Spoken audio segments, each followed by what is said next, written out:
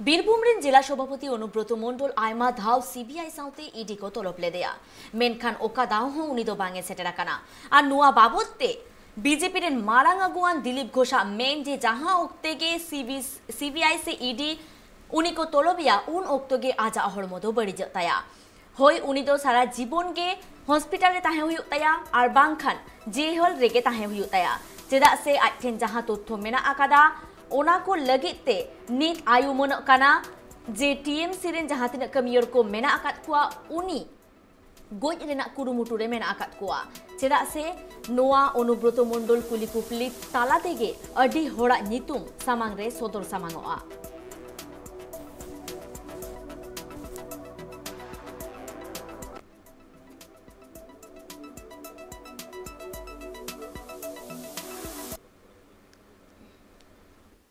उनार खाली सीबीआई देखलेই শরীর খারাপ হয়ে যায়। প্রশ্ন তা নয়, এভাবে তো বেশি দিন বাঁচা যায় না, আজ হোক কাল হোক আসতে হবে। কিন্তু আমার যেটা সন্দেহ হচ্ছে, হয় ওনাকে সারা জীবন হসপিটালে থাকবে আর না সারা জীবন জেলে থাকতে হবে। জেলে থাকলে ঠিক আছে, কিন্তু হসপিটালে থাকলে বেঁচে থাকবেন সম্ভাবনা কম। এখন যেটা আমার মনে হচ্ছে এনিহাউ তাকে মেরেও ফেলা যেতে পারে সমস্ত তথ্য লোপাট করার জন্য, কারণ একাধিক কেসের সঙ্গে উনি যুক্ত। আর টিএমসি পার্টির বিভিন্ন নেতা এই সমস্ত কেসের সঙ্গে যুক্ত আছে। আমার মনে হয় ওই একটা চাবিতেই সব ঘর খোলা যাবে। আমার তো মনে হয় ওনার হাজিরা দিয়ে যদি সিবিআই জেলে পাঠায় জেলে যাওয়া উচিত, নাহলে কিন্তু তাকে মেরে ফেলা হবে। আমি প্রেসের সামনে বলছি, কারণ যত কিছু ঘোটালা হয়েছে বড় বড় সব জায়গায় ওনার নাম জড়িয়েছে, আর সব কিছুর ভেতরের খবর উনি জানেন।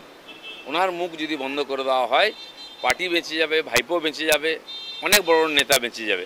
সেজন্য হয়তো রাজাকে বাঁচাবার জন্য মন্ত্রীকে মেরেও দিতে পারে।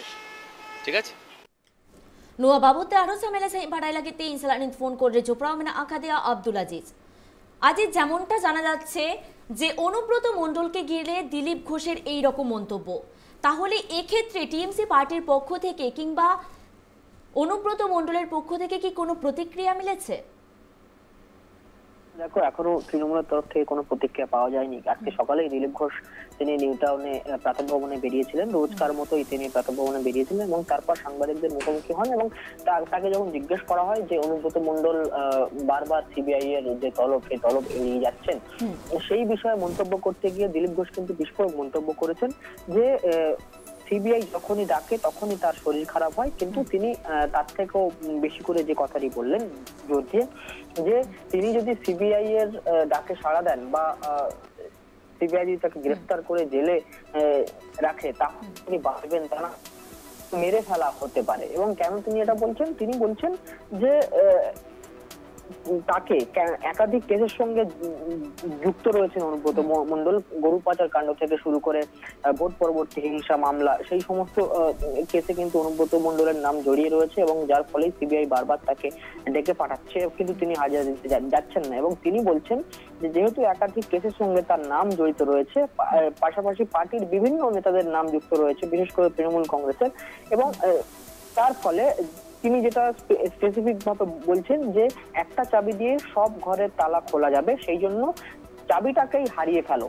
অর্থাৎ তিনি এটা বলতে চাইছেন যে অনুব্রত মণ্ডলকে যদি সিবিআই জেরা করে, তারপর কিন্তু আরো অনেক নাম বেরিয়ে আসবে, অনেক রাঘব বোয়ালদের নাম বেরিয়ে আসবে, তৃণমূল কংগ্রেসের শীর্ষ নেতৃত্বের সঙ্গে যারা জড়িত তাদের নাম বেরিয়ে আসবে। তাই অনুব্রত মণ্ডলকে সরিয়ে ফেলা হতে পারে তৃণমূল কংগ্রেসের তরফ থেকে। এটা কিন্তু চাঞ্চল্যকর একটা মন্তব্য এবং এই মন্তব্য সকালেই দিলীপ ঘোষ করেছেন এবং তারপর তিনি দিল্লির উদ্দেশ্যে রওনা দিয়েছেন। কিন্তু এই যে মন্তব্য ঘিরে কিন্তু ইতিমধ্যেই আলোড়ন পড়ে গেছে। তার কারণ দিলীপ ঘোষ রাজ্য বিজেপির বর্তমান সহসভাপতি এবং প্রাক্তন রাজ্য বিজেপির সভাপতি, এবং সেই জায়গা থেকে দাঁড়িয়ে দিলীপ ঘোষ যে মন্তব্য করেছেন যে অনুব্রত মণ্ডল যদি জেলে যান তাহলেই তিনি বেঁচে যাবেন, কিন্তু হাসপাতালে তিনি বাঁচবেন না, কারণ তিনি মনে করছেন তার দলেরই পক্ষ থেকে তাকে মেরে ফেলা হতে পারে। তার কারণ অনুব্রত মণ্ডল অনেকগুলি কেসের সঙ্গে জড়িত, তার ফলে আজি তোমার কাছে জানতে চাইবো, দিলীপ ঘোষ যে এরকম মন্তব্য করেছে, তিনি কি কোনো তথ্যের পরিপ্রেক্ষিতে এমন মন্তব্য করেছেন, কোনো তথ্যের ভিত্তিতে? না, দেখো, তিনি কোনো তথ্য প্রমাণ কিন্তু দেননি। তিনি যেটা বলেছেন যে তার মনে হচ্ছে এটা, অর্থাৎ তিনি তার রাজনৈতিক যে জ্ঞান বা তার যে রাজনৈতিক অভিজ্ঞতা, সেই অভিজ্ঞতা দিয়েই তিনি এই মন্তব্য করেছেন যে অনুব্রত মণ্ডল যদি জেলে যান তাহলেই বেঁচে থাকবেন, তা না হলে তাকে মেরে ফেলা হতে পারে। এবং তার কারণ হিসাবে তিনি যে যুক্তি দেখিয়েছেন যে যেহেতু অনুব্রত মণ্ডল অনেকগুলি কেসের সঙ্গে জড়িত এবং শাসক দলে অনুব্রত মণ্ডল একজন দুর্দণ্ডপ্রতাপ নেতা, গোটা বীরভূম জেলাটাই কিন্তু অনুব্রত মণ্ডলের কবজায়, অর্থাৎ বলা যেতে পারে সেখান থেকে অনুব্রত মণ্ডল তৃণমূল কংগ্রেসের নেতৃত্বেরও সাংগঠনিক দায়িত্বেও তিনি রয়েছেন। সুতরাং অনুব্রত মণ্ডল কিন্তু একটা বড় নাম রাজ্য, বিশেষ করে বঙ্গ রাজনীতিতে।